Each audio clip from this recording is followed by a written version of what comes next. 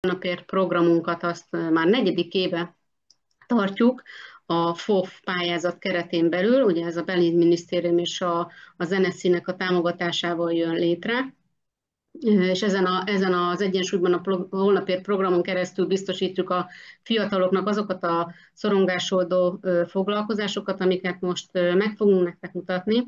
Tavaly és tavaly előtt is volt ezzel kapcsolatban workshopunk, ezért úgy gondoltuk, hogy most úgy fogjuk megoldani, hogy sokkal kevesebb olyan információt mutatnánk, ami ilyen prezentáció jellegű, hanem nagyon sok videóval készültünk, majd erre figyeljetek, hogy a hang az legyen a gépeteken fölhangosítva, hogy a videóknak hangja lesz, és akkor fogjátok csak hallani. Tehát, hogy így készültünk most, hogy főleg sok videó lesz, kevesebbet fog beszélni a Kriszta, de azért természetesen fog felvezetőt tartani, és akkor a végén nagyon szívesen válaszolunk a kérdésekre. Rólunk annyit kell tudni, mi a Patronság Közhasznú Nonprofit Kft. Vagyunk, Gödöllőn vannak az intézményeink, van egy támogatott lakhatásunk 12 fő felnőttel, ugye fogyatékelők bentlakásos ellátására van engedélyünk, ez 19 óta üzemelünk. Van egy életér foglalkoztató és fejlesztő központunk, szintén gondolunk, ez itt a szomszédságunkban van, itt nappali ellátás zajlik, illetve akreditált rehabilitációs foglalkoztató is vagyunk mindkét intézményben, 14 fő megváltozott munkaképességű kollégánk van, és tavaly fogva élettér szociális farmunk is üzemel, védjegyünk van a Magyar Szociális Farmszövetségtől, szakmai programokat szoktunk még egyébként nagyon unatkozó pillanatainkban szervezni, és ugye most ez egyik ilyen rész a szakmai tapasztalatunk megosztása az egyensúlyban a holnapért a FOF 2024-es projektnek. Krisztina az intézményvezetők mind a támogatott lakhatásban, mind pedig a nappali intézményben. Kriszti gyógypedagógus, szociálpedagógus és rehabilitációs foglalkoztatási szakértő, tehát tulajdonképpen mindent lefed, amit mi csinálunk szakmailag, és akkor én át is adnám neki a szót, mert ő fogja ezt a kis bemutató programot összefogni. Jó. Köszönöm szépen, akkor először megkérdezem, hogy hallotok-e? Ildi, hallasz? Igen, hallak, én mondom, akkor biztos, Jó, hogy akkor reméljük a többiek is. Gondolom nem probléma, hogyha tegeződünk, úgyhogy ezt előre is köszönöm szépen. Ezt a projektet egyébként azért találtuk ki, mert nyilván a pályázat az nem arról szólt, hogy akkor hogyan hozhatod egyensúlyban a fogyatékkal élő gondozottjaidat, hanem az volt, amit meg tudtunk egy kicsit lovagolni, hogy a szabadidő hasznos eltöltése. És ugye, aki egy kicsit is ismeri az autistákat, legalábbis a magasabb támogatási szükségletűeket, ők azért nem nagyon tudják megtervezni a szabadidejüket, ezért egy kicsit úgy gondoltuk, hogy segítünk nekik olyan hasznos dolgokkal, ami könnyebbé teszi a napjukat, és akkor így lett ez igazándiból, így találtuk ki a jóga, a hangtát és a masszást. Előtte egyébként egyik lakónk sem járt se jogára, se hangtára, tehát még az előző iskoláikban sem. Úgyhogy alapvetően az volt a cél, hogy a bennük lévő szorongásokat, feszültségeket, amelyek ugye esetleg még viselkedés problémákat is okoznak, ezeket próbáljuk segíteni, vagy akár ugye megelőzni, mert hát mi is azért dolgozunk azon, hogy megelőzzük a viselkedés problémákat, de hiába van néha az autista barát környezet, vagy a módszertani eszközök, vagy az egyéni szükségleteknek megfelelő napirend, gyógyszerek, étrend, stb. Azért ezek nem mindig sikerülnek, úgyhogy megpróbáltuk még ezt is alkalmazni, hogy hát ha segít. Köszönöm, következő diát kérem szépen. A projektünkben három fiatalember dolgozik, ők teljesen külsősök. Rónai Róbert a jogaoktatók, Szabó Endre a masszázs foglalkozásokat végzi, ő egyébként egy nem látó vak, hát most mindenkit fiatalembernek fogok nyilván nevezni, mert hát ez az illendő, és Csete Attila pedig a hangtár foglalkozásainkat vezeti. A foglalkozások azok a projekt kezdetén 2 hetente egyszer voltak, majd utána hetente. Ez azért volt így, mert ugye megpályáztunk egy adott költséget, nyilván azt nem kaptuk meg, és akkor így osztottuk fel, hogy első bevezetésként 2 hetente, aztán hetente, és keddi napokon szokott lenni délelőtt a jóga, délután a masszázs, csütörtöki napokon pedig a hangtál foglalkozás. A foglalkozások nem egyben zajlanak, tehát nem mind a 12 lakó vesz részt egyben, és általában egy foglalkozás 25-30 perces. Köszönöm, kérném szépen a következő diát. Néhány szót a lakóinkról.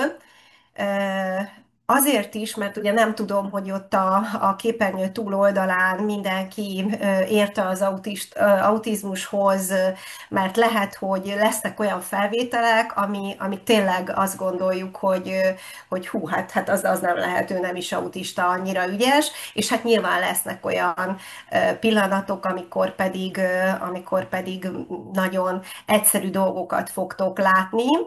Tehát az a lényeg, hogy mindenki autista, aki az intézményünkben, és aki egyébként a felvételeken látható lesz, úgyhogy így aztán az autizmus összes jellemzője és problémaköre az látható, tehát a kommunikáció teljes hiánya, vagy csak akadályozottsága, ugye a térben, időben tájékozódás, hát ugye a szociális kompetenciák azok nagyon nagy mértékben alulműködnek, bár majd itt a végén az összefoglalásban el fogom mondani, hogy mint eredmény azért hatalmasat ugrottunk, és hát miután nem beszélnek, vagy ha valaki mond is ugye egy-egy szót esetlegesen, azért azt tudjuk ebben a körben, hogy egy középsúlyos értelmisérült, de egy enyhe értelmisérült autista sem tudja kifejezni például a fájdalmait, a szorongásait, a problémáit, ami mondjuk, ha egy zavaró tényező van körülötte, akkor sok esetben nem szól, hogy az most őt zavarja, sem kártyával, sem szóval, hanem esetleg egy önagresszió, vagy egy tárgyban kisülő agressziót hajt végre. Úgyhogy ennél fogva egyébként nagyon jellemző volt, és most is jellemző bizonyos helyzetekben, hogy nagyon rugalmatlanok, de azért már sok helyzetben sokkal rugalmasabbak, mint például 4 évvel ezelőtt voltak. De van akinél, hogyha mondjuk átrendeznék, mert már nem merek ilyet csinálni egy helységet, azt sem tudom megtenni, mert mindennek ugye ugyanott kell lenni, ahol volt, mert számára ez nyújt biztonságot és kiszámíthatóságot. Többségükre jellemző a hiperaktivitás, a sztereotív mozgások valamelyik formája. Köszönöm, és akkor menjünk tovább. Életkor tekintetében és nem tekintetében 2 lány van jelenleg az intézményünkben, és 10 fiú. Itt a jobb felső sarokban a 2 személy, az egy fiú és egy lány, ők a nappali ellátó részlegünkből csatlakoznak be a foglalkozásokra. A támogatott lakhatás oldalon láthatóak lakóink, akik hát életkorukban is elég vegyesek, mint ahogy azt a képen látjátok, de ez egyébként egyáltalán nem okoz problémát a mindennapi együttélésük során. Köszönöm. Hogy hogyan is valósítjuk meg ezt a programot. Ami nagyon-nagyon fontos, hogy ugye napirendet használunk, szinte mind a 12 lakónál. van olyan, akinek ugye látható a képen ugye képi formában, pecskártyák segítségével, és két olyan lakónk van, aki tud olvasni, és ő nekik ugye a naplójukba, vagy a naptárjukba írott formában van feltüntetve. És hát aki ismeri az autistákat, azok tudják, hogy a napirend az egy szent és sérthetetlen dolog, úgyhogy alapvetően, aki ide beköltözött, ugye annak tulajdonképpen az első évben már nyertünk ezzel a pályázattal, és bocsánat, a második évben, úgyhogy viszonylag hamar el tudtuk kezdeni, és fel tudtuk rakni a napirendre a masszázskártyát, a jóga kártyát és a hangtálat.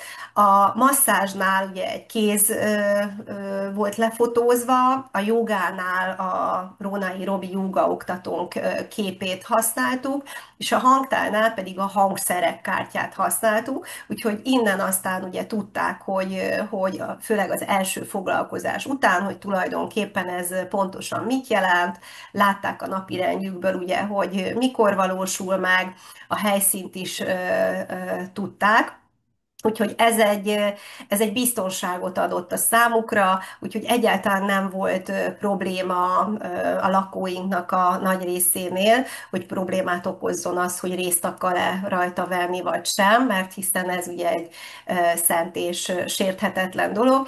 És ugye miután a ház egy biztonságos környezet számukra, ugye az itt nagyon fontos tudni, hogy nálunk mindenkinek külön szobája van, tehát minden lakónk teljesen külön él, tehát nekik nem kell esetlegesen egy szobatársal együtt aludni, alkalmazkodni, és ez azt gondolom, hogy nagy mértékben megkönnyíti az életüket.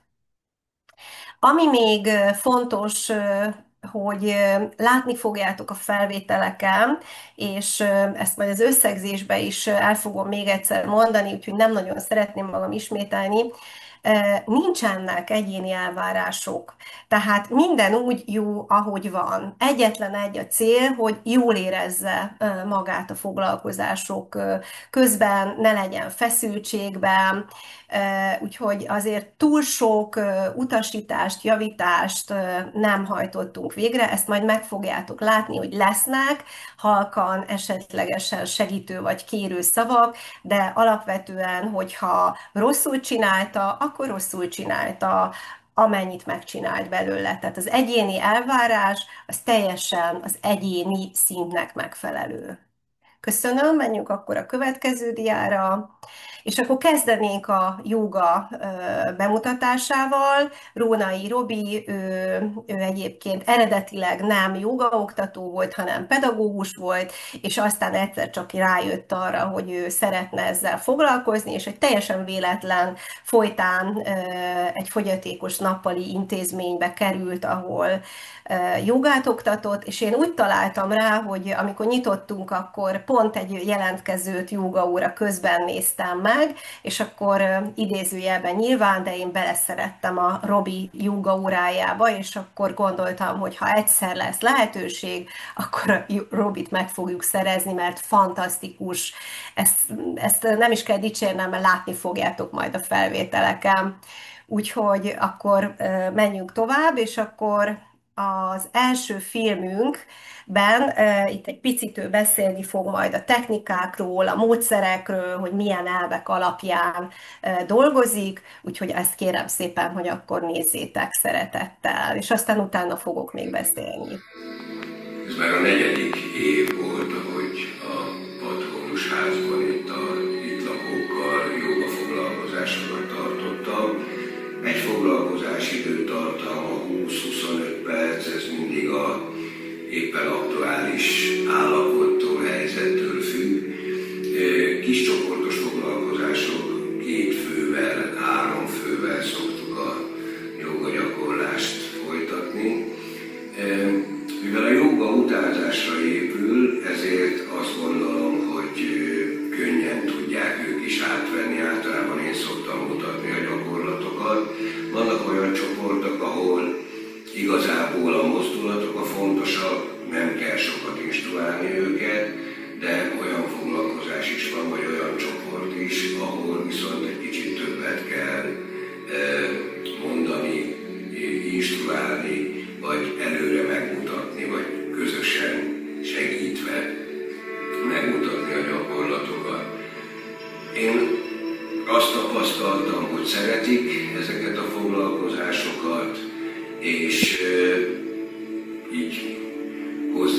hozzászoktak már ahhoz, hogy átmozgatjuk magunkat. Én tényleg az elvem, hogyha lehet, akkor így a lábújtól fejtetőig minden porcikánkat mozgassunk át.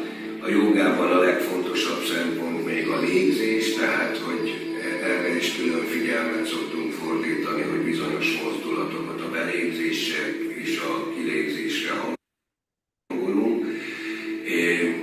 És a végére be szoktunk építeni egy rövid kis relaxációt, ami talán ad egy kis nyugalmat vagy megnyugvást a itt lakóknak, így a mindennapjainkban. Én nagyon szeretek ide járni, szeretek velük foglalkozni, és úgy vettem észre, hogy ők is várják azt, hogy elérkezzen a kedd, amikor jogázhatunk együtt.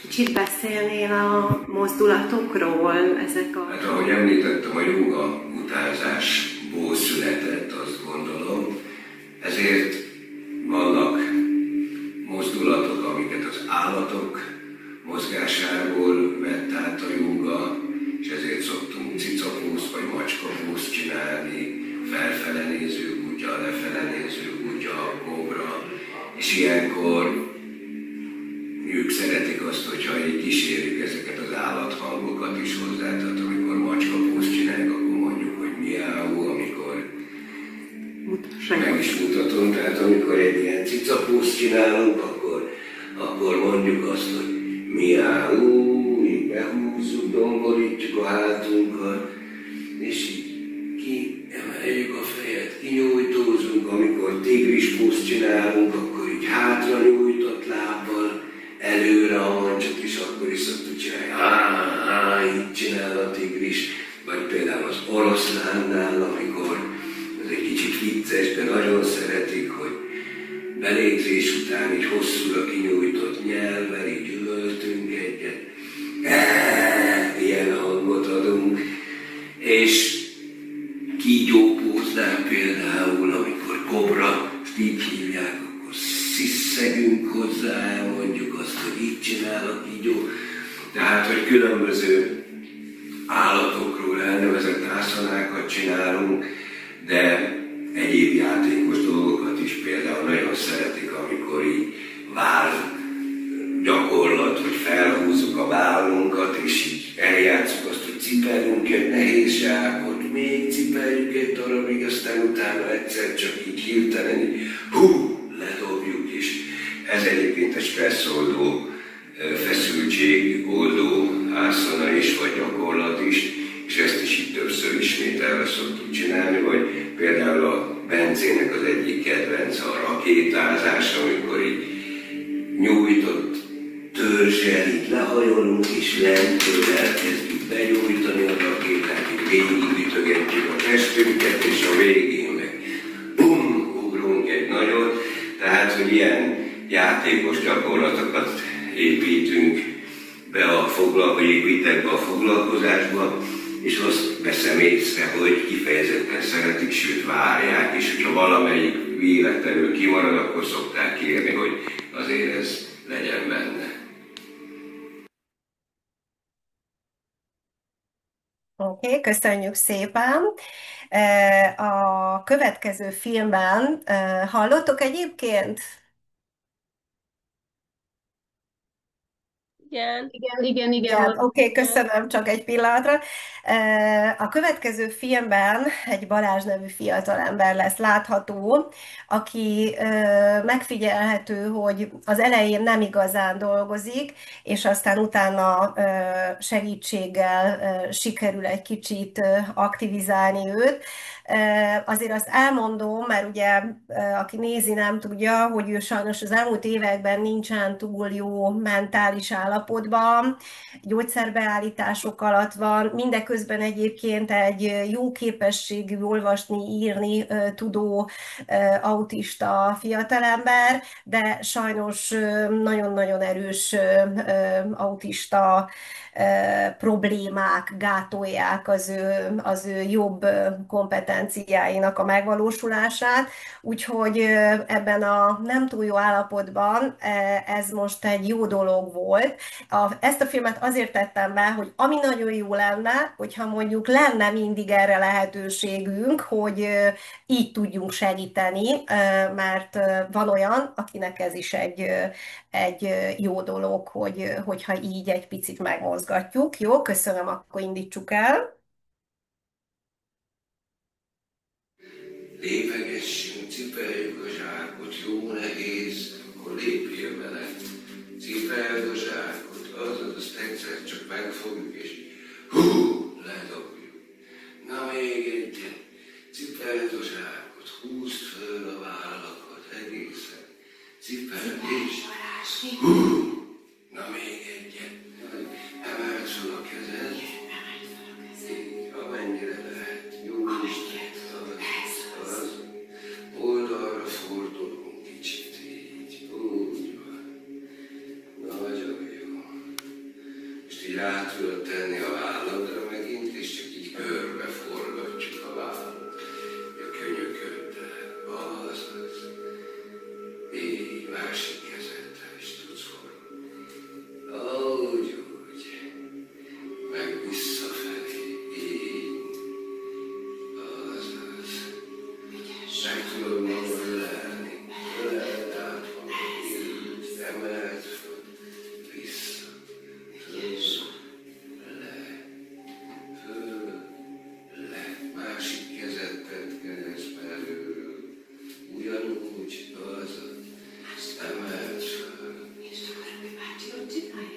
emeld föl, így, főleg le, azaz, nagyon jó.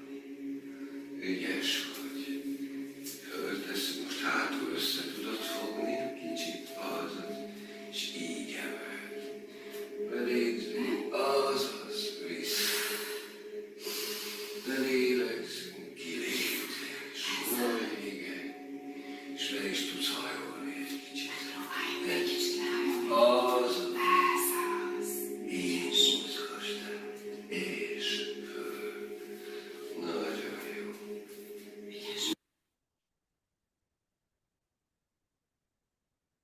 Oké, köszönöm szépen. A következő filmben két teljesen eltérő képességű autista személy lesz látható, és hát ami végképp, hogy a hosszúhajú lány, ő tulajdonképpen fele annyi idős, mint a rövidhajú lányunk Zsuska, és hát kompetenciákban a hosszúhajú lányunk Emese, ő egy tényleg nagyon, nagyon ügyes, ő a nappalinkba jár, és ezzel egy kicsit azt szerettem volna megmutatni, hogy tehát ezt a két végletet, hogy milyen is igazándiból az, amikor egy jobb és egy rosszabb. Ők egyébként szeretnek együtt dolgozni, mert azért Zsuska viszonylag, vagyis az Emese csendes, és a Zsuska azért nem szereti, hogyha hangosabb személyek vannak körülötte. Ami nagyon nagy dolog, ugye ez sem jön le a képből, csak ha én elmondom, hogy egyébként nagyon-nagyon zárkózott személy Zsuska, és hát azért ő egy 45 éves fiatal, aki nagyon hosszú ideig volt otthon, nem volt intézményi rendszerben. Tehát az ő esetében ez, hogy ő megpróbálja utánzással a Robi mozdulatait megcsinálni, ez fantasztikus, és hát még az hozzátartozik, hogy ő nem teljesen szobatiszta fiatal, és ezzel a szemmel nézzétek, hogy milyen fantasztikusan, ügyesen igyekszik a feladatokat végrehajtani. Jó, akkor nézzük, köszönöm. Hátul összefogjuk, és előre hajolunk. Zsuska, hajolj előre. Le tudod tenni a Ügyes vagy, ügyes. nagyon jó, másik lábon tesszük keresztbe. Az Emese, olyan szépen csinálod, te is. Nagyon jó, lehajolunk. Kezet húzd le, mozgatjuk, és fölállunk. Na most figyelj, így, innen letesszük a két kezet, lerugolunk.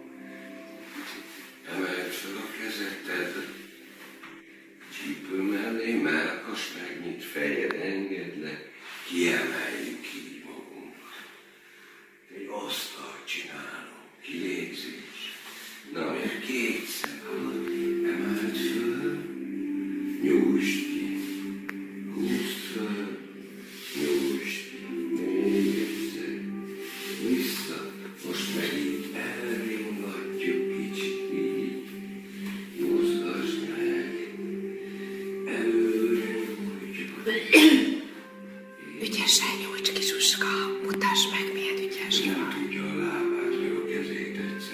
Jaj, egyszerre már. Ha, velem van. Nyújts, most a másik lábhoz is. Azaz, nyújt. Vissza, előre, vissza, és így kimozgatni. Azaz, ügyes vagy. És előre. Próbáltam, nem fogja meg a lábát a kezével. Vagy csak a kéz, vagy csak a láb mozog. Így. Behúzzuk magunkat. Hórítunk, megint kifújjuk a levegőt. Na még egyet. Hátra nézünk, megnézzük. Köszönöm szépen, hát én nagyon büszke vagyok rájuk, mert fantasztikus volt. Ezen a filmen is érdekes dolgokat fogtok látni, és tényleg azért is nem csak a legvégén lesznek majd a nagyon-nagyon ügyes fiataljaink, hogy mennyire megzavarta ez az egész őket, amikor ugye én szerettem volna felvenni, úgyhogy ezen a filmen két egyébként nagyon-nagyon ügyes fiatal lesz látható, aki ha én nem lettem volna benne a szobába, akkor csodálatosan működtek volna, úgyhogy majd amikor ez a film lemegy, utána Idi rögtön elindítja azt a filmet, amikor nem voltam bent, és Bence teljesen egyedül tényleg maximálisan megpróbálta a Robival való együttműködést, pedig hozzátartozik, hogy mondom, ők mozgáskultúrájukban nagyon ügyesek, hát nyilván nem beszélő autistákról van szó, mondjuk a Juli, aki lesz majd néhány pillanatra látható, és az is látható lesz, hogy milyen édes, kedvesen kitessék el engem a teremből. Jó, nézzük akkor őket meg. Keresztbe átnyúlunk, föl, másik oldal. Keresztbe. Jó, csak Ismét. próbáljuk megcsinálni. Megnyugodtál ügyesen. Akkor tessék, dolgozzunk, jó? Tudod, ügyes vagy. Ügyesen, tudod te ezt. Nagyon jó, és most csak ugyanarra lábra fog, azaz, emeld, így emeld fel a kezed. Karod emeld, oldalra mozog kicsit, keresztbe átfog, másik irányba, és belenézünk együtt a társcsőbe, azaz, good. És így fölemelve a lábat, keresztbe, azaz, így. Még egyszer. Nagyon jó. Másik láb, először kifelé, keresztbe, így. Nagyon jó. Most így a könyököt a szomorra támasztja, azaz nagyon jó. És innen fölállunk, és mint a síelnénk így.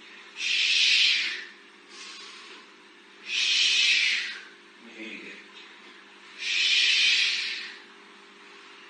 És oldalra nyújtóz. Másik oldal. Na, hát köszönöm szépen. És hát ebben a filmben pedig két nagyon-nagyon ügyes lakónk látható, akik rettenetes, fegyelmezetten, együttműködően végzik a jóga feladatokat, úgyhogy kérem, hogy nézzétek még őket szeretettel. Igen, idáig van az jó, és hátrafelé lépünk, így letesszük, visszalépünk, felemelkedünk, kinyújtjuk a kart, kihúzzuk az íjat, így tudunk nyilazni hátra, erre az oldalra, és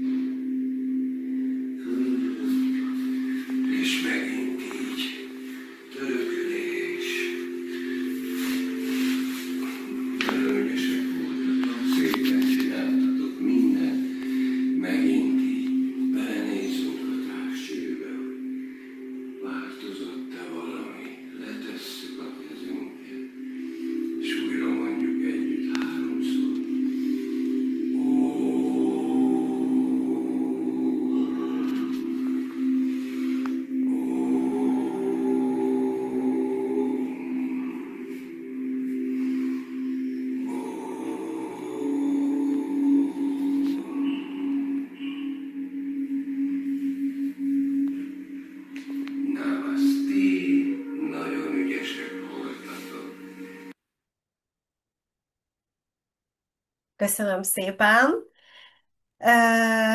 Hát a csipogás az utolsó filmben, az ugye azt jelentette, a Petinek az órája volt beállítva, hogy akkor most vége van a foglalkozásnak, de ez is egy hatalmas fejlődés egyébként, hogy nem fölpattant rögtön abban a pillanatban, amikor csipogott az órája, hanem megvárta azt, amíg Robi befejezi a foglalkozást. Tehát a filmek nagyon vegyesek voltak, ugye nagyon hosszú lenne tulajdonképpen az egészet és mindenkit bemutatni, úgyhogy megpróbáltuk úgy összevágni, hogy látható legyen az, aki tényleg nagyon ügyes, aki kevésbé, közepesen, tehát próbáltam egy kicsit ízelítőt adni, hogy egyáltalán nem kell megijedni attól, hogy na de hát a mieink biztos nem fogják, vagy az én gyerekem ezt nem, mert hogy a mieink is idézőjelben teljesen szüzen jöttek ebbe a jogába, senki nem volt még joga foglalkozáson, itt volt először, és ami iszonyatos fejlődés volt itt az évek alatt, azt, hogy látjátok, hogy az együttműködő képességük az milyen iszonyatosan nagy. Azt gondolom, hogy a szorongásmentesség is látható volt. Nyilván ott Julika, az most nem is hallatszott benne, amikor kitességelt, pedig ő nagyon-nagyon szépen tud egyébként, amikor nem vagyok én bent, mint zavaró tényező dolgozni. Tehát ez is egy ilyen példa volt, hogy mi azért sokkal több mindent megmutatnánk, de hát azért nem tudunk, mert hát azért az autista nem is szereti, hogyha például szemből vesszük fel, tehát nem véletlenül voltak a felvételek többségében azért hátulról, majd a zenei foglalkozáson ott lehet inkább, mert az egy más jellegű, tehát egy érdekes dolog, hogy ott azért elfoglalták, de elfogadták, hogy ott voltam közöttük, de az leginkább azért, mert az már az elejétől is elfogadott volt. Tehát ugye nagyon szépen alakul egy kicsit a mozgáskultúrájuk, ugye ezzel az egésszel teszünk azért az egészségükért, segítjük ugye az időtér érzékelés fejlődését, és hát a kommunikáció, hát ugye Bencén látható volt, hogy abszolút érti, hogy nyújt, hajlít, melyik oldalt fogja meg, vagy tegye le, és hát még egyszer mondom, tehát középsúlyos értelmi sérültségről beszélünk, és csodálatosan nagyon sok dolgot már megértenek.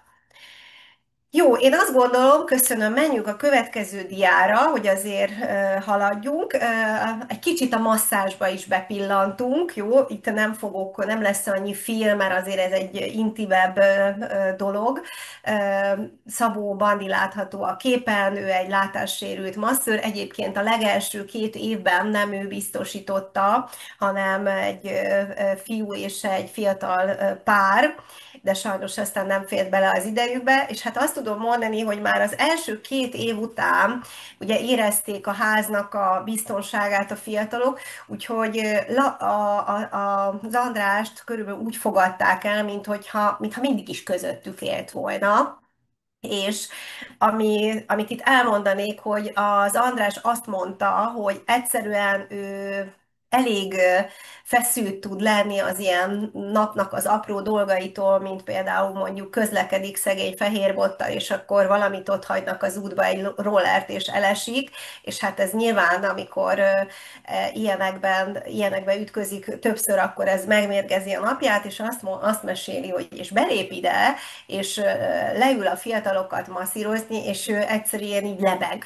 Tehát, hogy annyira jó hatással vannak egymásra, majd látható lesz egyébként, hogy a fiatalok is lebegnek.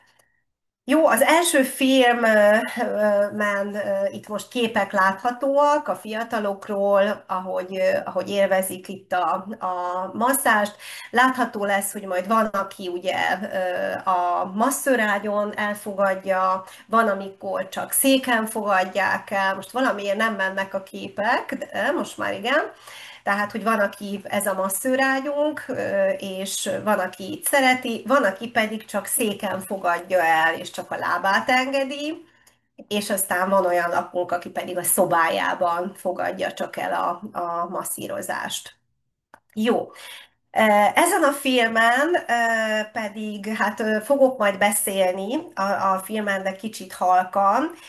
Itt látható lesz a technika, hogy mire figyel, látható lesz, hogy a hátat vagy a lábat hogyan masszírozza, és hát kicsit halk leszek, úgyhogy remélem, hogy hallható lesz, mert hát ugye azért próbáltam suttogni, hogy azért a Marcust ne zavarjam, meg a Petyust, meg aki éppen benn volt. Úgyhogy nagyon füleljetek, kérem szépen, és akkor kérem Édit, hogy legyen szívesen indítani. Egy-két információt kaphatnánk ezek jelentőségéről. Hát tulajdonképpen először végignézzük a hátat, hogy nincs rajta seb, vagy bármi. Tehát azért vannak ezek a simító mozdulatok, hogy ezeket kiküszöböljük, aztán megpróbáljuk a nagy hátizmot lazítani, a borda közéizmokat egy kicsit lazítani. És hát elvileg a stresszpontokat, ami általában itt szokott lenni, azokat kilazítani. És hát egy általános átmozgató masszázs. Ugye érezhetően azt is figyeled, hogy valahol le vannak-e tapadva. Igen. De ha jól látom, akkor ebben az esetben itt viszonylag Hát elég laza. elég laza.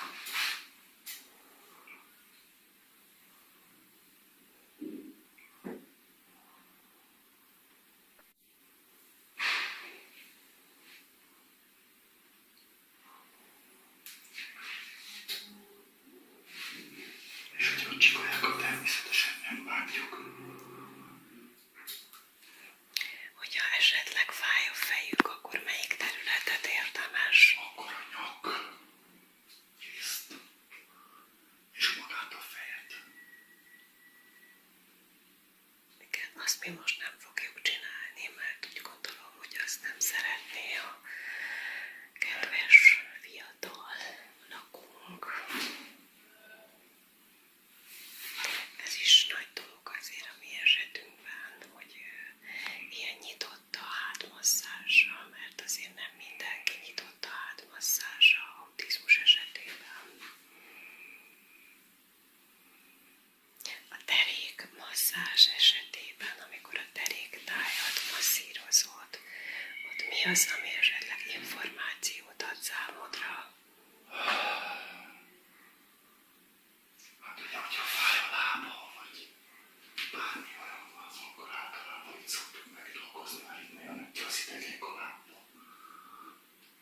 Gerincből. Sziasztok! Ha megengeditek, akkor szeretném egy picikét a Petit felvenni, hogy masszírozza őt a Bandi bácsi.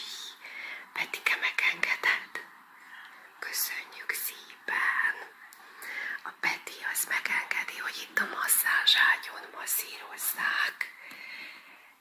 És egy picit közelebb jövünk, hogy megmutassuk Bandi bácsinak a masszázsfogásait, amit a Peti lábán alkalmaz. Esetleg egy-két dolgot mondanál nekünk, Bandi?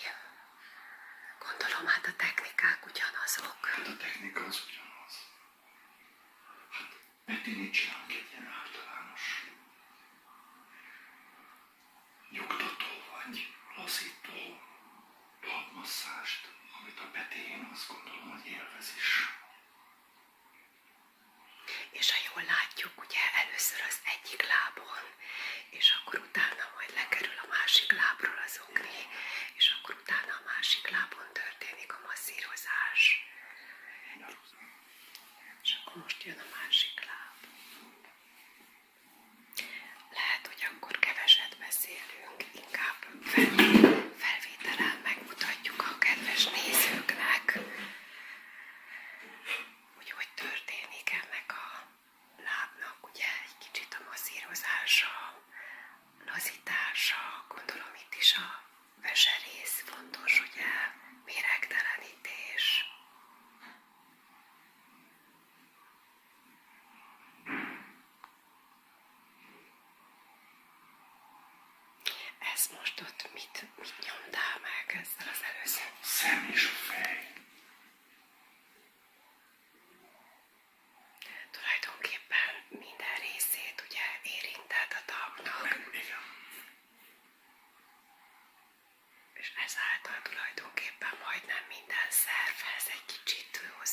Joyce. Igen.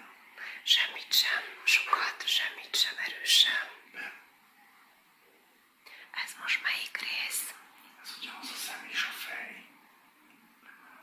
A lábujjak alatt a szem és a fej van.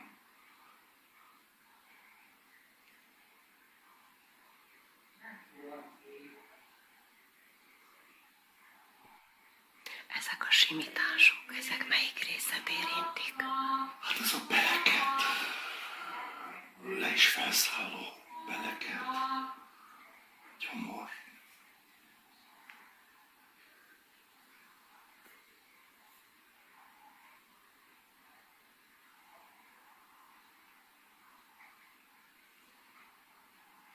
Másik oldalán a talpnak ez melyik rész? Ez a veserész. Vese és a vezetékek.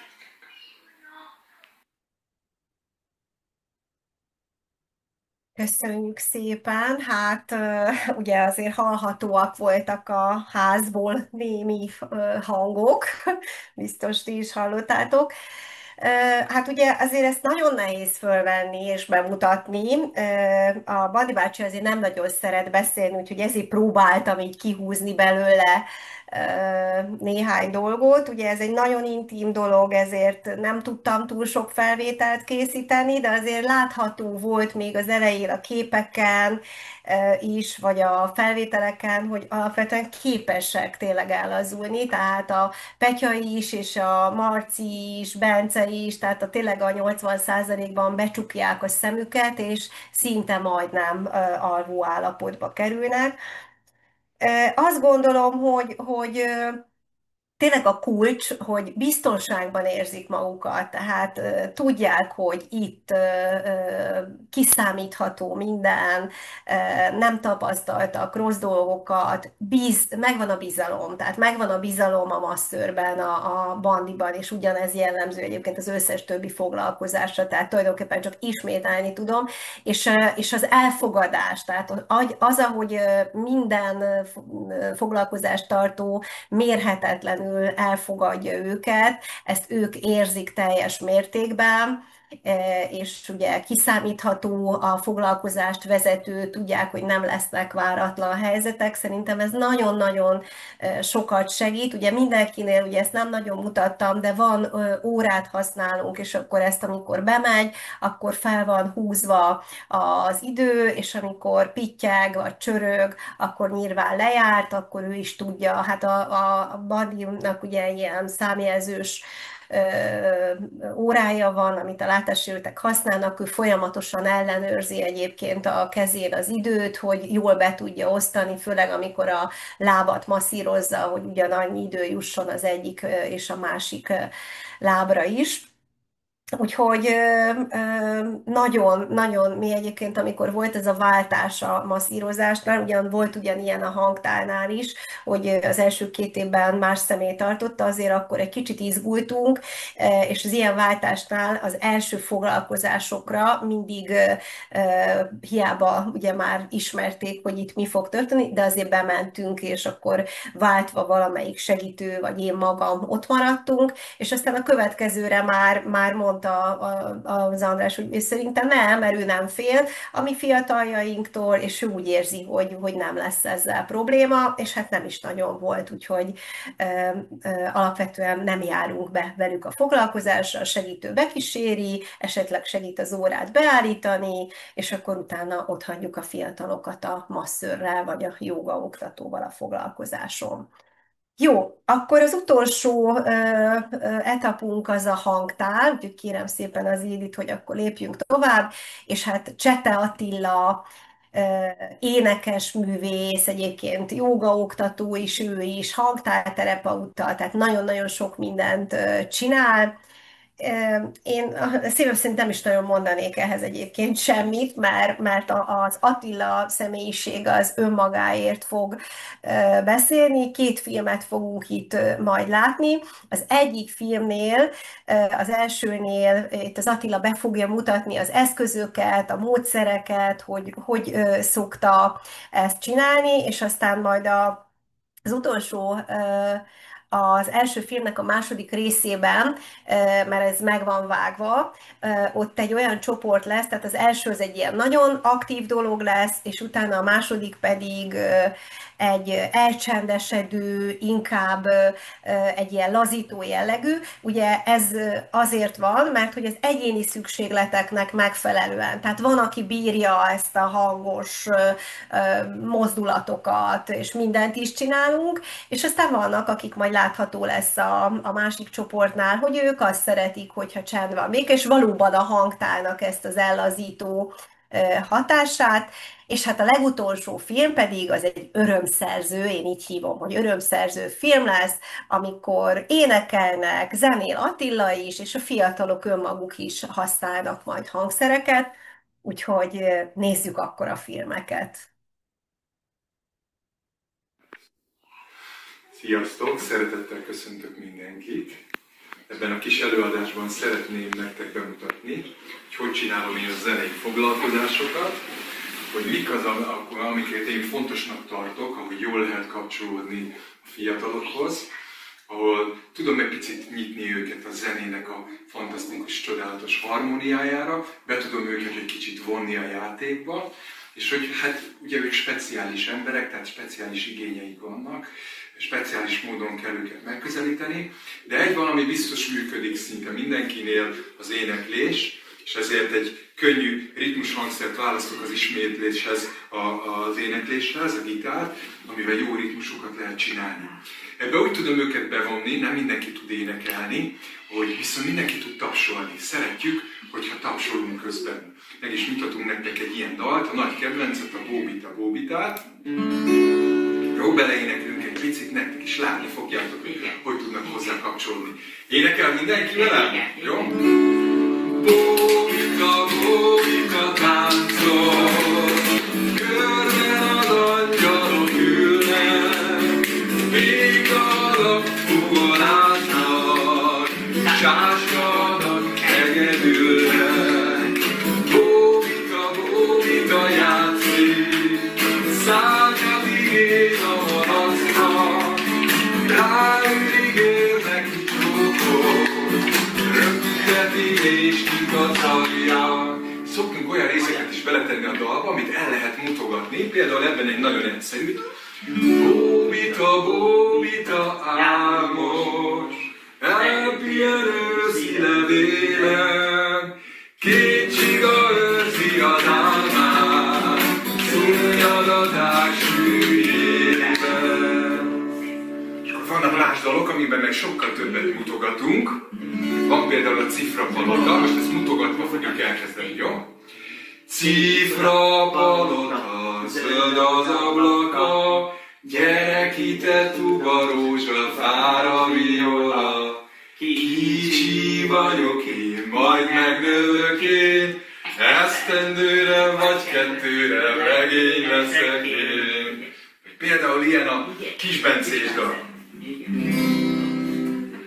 Egyszer volt egy kemence, belebújt a kis Bence, karmos volt a kemence, fekete kis Bence.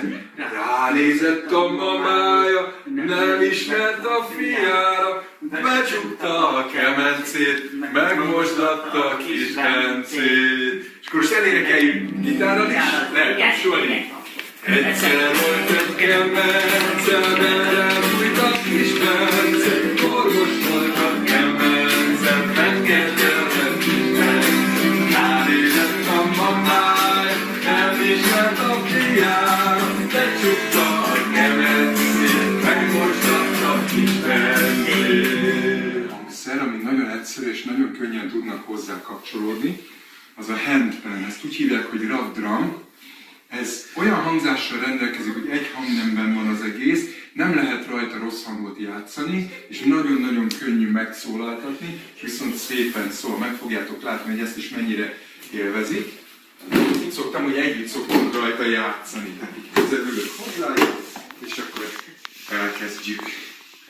Peti már nagyon gyakorlott benne.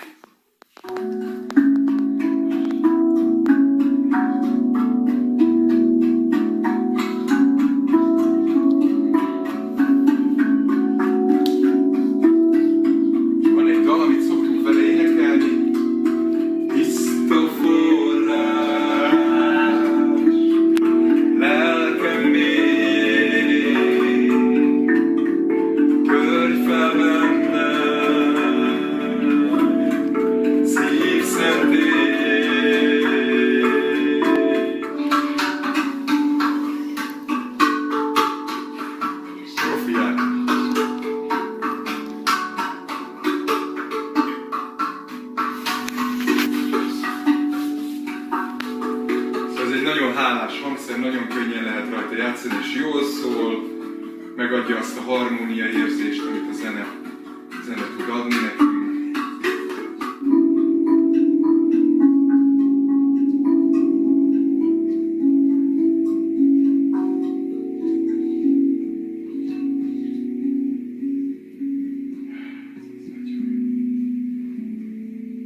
Aztán van olyan, hogy csak én játszom nekik különböző, különleges hangú hangszereken, amik ilyen mély, megnyugtató hatással vannak, például ilyen a didgeridoo.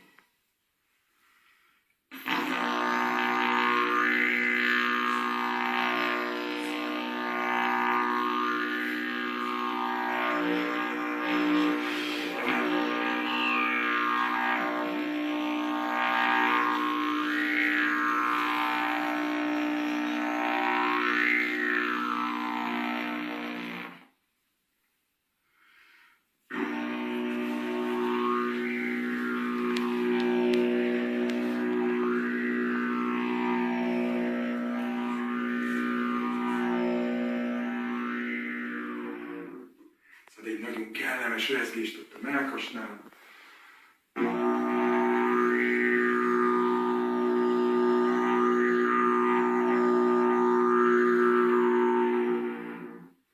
Jöhet neked is, Marci?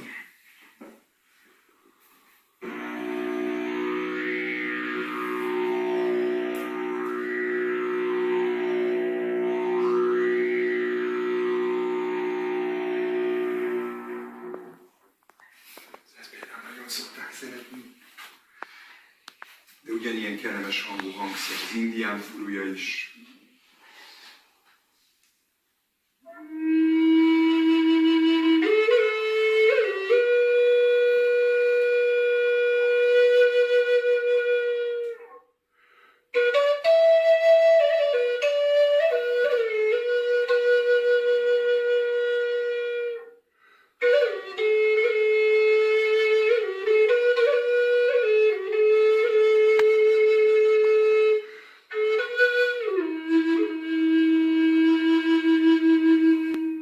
Egyszerű hangszer az a dolog, amivel mindenki tud bánni, aminél nem kell dallamokat tudni, hanem egyszerűen csak érezni kell egy kicsit a ritmust.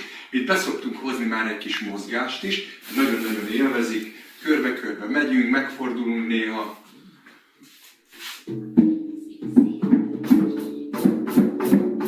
És régi magyar tárgyas dalokat szoktunk énekelni, nagyon izgalmas szövegei vannak.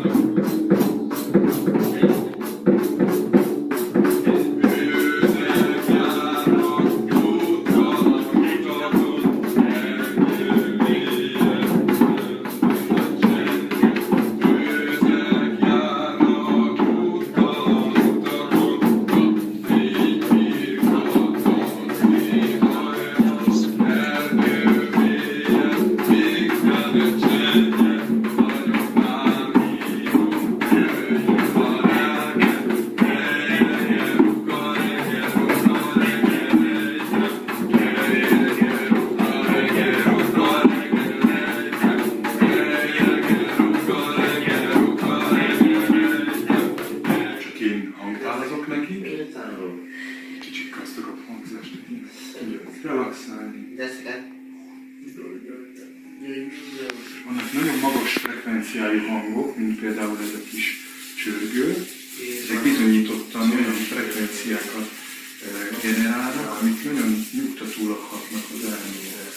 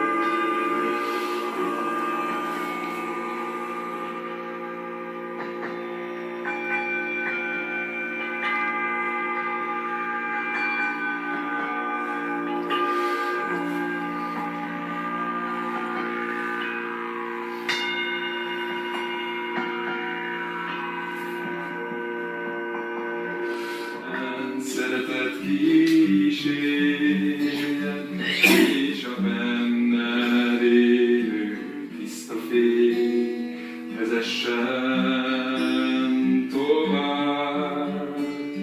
Ragyogjon rád örök napsugár, végtelen szeretet kísérjen, és a benned élő tiszta fény vezessen tovább.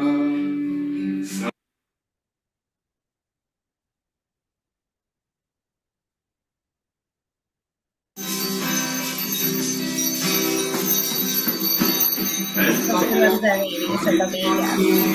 Semmi jóra nem akar, beszélni tenni tényleg valami nagyon fontosan. Elmente át maradkához, hogy meglessen, mit csinál. De maradjánál éppen akkor senki nem talál.